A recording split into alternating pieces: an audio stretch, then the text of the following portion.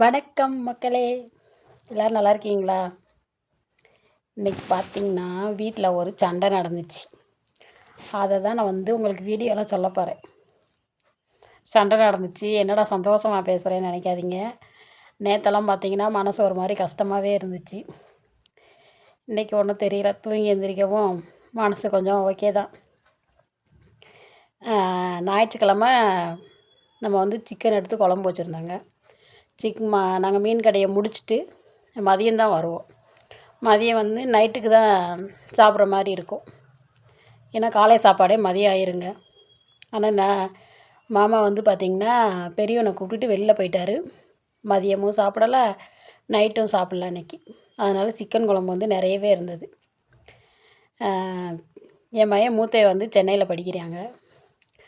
அவன் வந்திருக்கான், நம்ம எதுவுமே செஞ்சு கொடுக்கல, வெறும் சோற்ற பொங்கி போடுறான் அப்படின்ட்டு இன்றைக்காச்சும் சப்பாத்தி போடுவோம். அவன் நான்வெஜ் சாப்பிட மாட்டான். சரி, அவனுக்கு மட்டும் கொஞ்சம் குருமா வச்சு கொடுத்துருவான் அப்படின்னு சொல்லிட்டு, குழம்பு இருக்குது, ஒழுங்கா நான் சாப்பாடே வச்சுருக்கலாங்க. நான் செஞ்ச கொழுப்பு சப்பாத்தி போடுவோன்னு சப்பாத்தி போட்டேன். சாப்பிட வந்தார். சாப்பிட உட்காரும்போதேவும் சப்பாத்தியை பார்த்தோன்னே கோவம் வந்துருச்சு. என்ன உனக்கு காம்பினேஷன் வச்சுருக்க?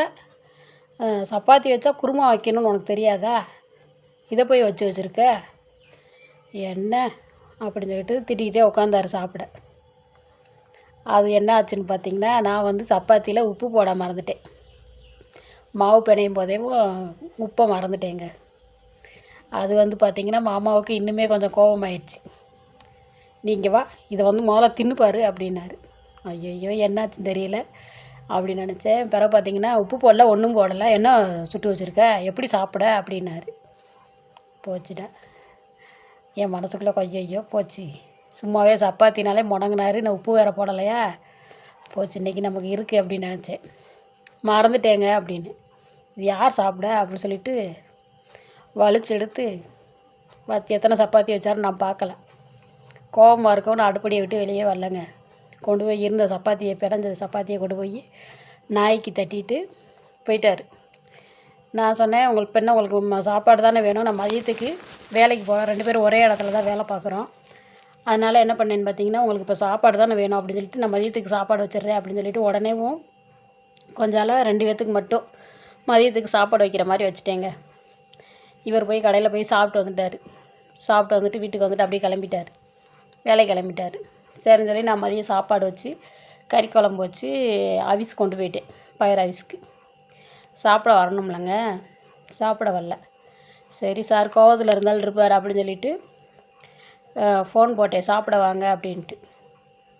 நான் சாப்பிட வரல அப்படின்னு சொன்னார். சாப்பிட வரலன்னு சொல்லிட்டு சரின்னு சொல்லிட்டு நான் அதோட விட்டுட்டேன்.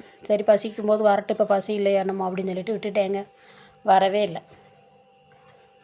பிறகு பார்த்திங்கன்னா வீட்டுக்கு வந்துட்டோம். வேலை முடிச்சுட்டு ஒரு 6 மணி போல் வீட்டுக்கு வந்துட்டோம். வந்தோன்னே எப்போயுமே டீ போட்டு குடிப்போம். சரின்னு சொல்லி டீயை போட்டு ஆற்றி கையில் கொடுத்தேன். ஜீனி போட்டிருக்கியா அப்படின்றாரு. எனக்கு அப்படியே அழுகழுகையாக வந்துருச்சுங்க. ஏங்க, மறதிங்கிறது எல்லாத்துக்கும் வரதான் செய்யும். யாரும் பெர்ஃபெக்டாலாம் இருக்க மாட்டாங்க. என்ன சொல்கிறீங்க? அந்த மாதிரி அப்படி கேட்கவும் எனக்கு ஒரு மாதிரி சங்கடமாகிடுச்சு. போட்டிருக்கேன் அப்படின்னு சொல்லி, ஒன்றை தான் கேட்குறேன் அப்படின்னாரு திரும்ப ஒரு தடவை.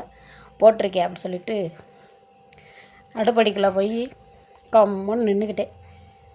நான் ஒரு பொம்பளைங்க மாதிரி வடன்னு பேச மாட்டேன். அவர் வந்தாருன்னா நான் கம்முன்னு தாங்க இருப்பேன். 2 பேரும் பதிலுக்கு பதில் சண்டை போட்டோன்னா குடும்பம் கெட்டு போயிடும் என்னங்க. அதனால் கம்முன்னு ஆயிடுவேன். நம்ம ஏதாச்சும் தப்பு செஞ்சுட்டு, நான் உப்பு போடாத ஒரு தப்பு தான், ஆனால் நாங்கள் ஊற்றி சாப்பிட்டோம், அவ்வளோவா தெரியல, ஆனால் நான் செஞ்சது தப்பு தாங்க. அதுக்கு திட்டிட்டு அப்படியே உடனே அதை விட்டுருக்கலாம். கோபமாகவே இருக்கார், இன்றைக்கும் கோபமாக தான் இருக்கார். சரி, அவர் கோபம் குறையும் போது குறையட்டும் என்னங்க. என்ன மாதிரி நிறைய பொம்பளைங்க வாய் பேச முடியாமல் குடும்பத்துக்காக எல்லாத்தையும் அனுசரித்து போகிறவங்க நிறைய பேர் இருப்பீங்க. ஆனால் பதிலுக்கு பதில் பேசணுன்னா குடும்பம் கெட்டு போயிருங்க. ஒரு ஆள் பேசும்போது ஒரு ஆள் கம்முன்னு தான் இருக்கணும் என்னங்க. அப்போ தான் நம்ம குடும்பம் பிள்ளைங்களோட சந்தோஷமாக வாழ முடியும். அது பெண்கள்லாம் ரொம்பவே பொறுமையாக போகணும் என்னங்க. அப்படி இருந்தால் தான் குடும்பம் குடும்பமாக இருக்கும். ஓகே உறவுகளே, இதை சொல்லணும்னு நினச்சேன், சொல்லிட்டேன். என் வீடியோ பிடிக்குன்றவங்க லைக் போடுங்க. முடிஞ்ச வரைக்கும் அழுகாமல் பேசணும். எனக்கு கொஞ்சம் எமோஷனல் பேசினாலே பலன்னு கண்ணீர் வந்துடுங்க. எதையாச்சும் நினச்சேன்னா, கஷ்டத்தை நினச்சேனாலே கண்ணீர் வந்துடும். அந்த மாதிரி தான் ஒரு நேரம் வந்துடுது கேமரா முன்னாடி. அழுகாமல் பேசுகிறதுக்கு நான் ட்ரை பண்ணுறேன். இன்றைக்கி அழுகை அடக்கிட்டேன். எனக்கு முருகன் எப்போயுமே துணை இருப்பார். வீடியோ பார்க்குற மக்களுக்கும் முருகன் துணை இருக்கட்டும்னு வேண்டிக்கிறேன். ஓகே உறவுகளே, என் வீடியோவுக்கு லைக் போடுங்க. ஓகே, பாய்.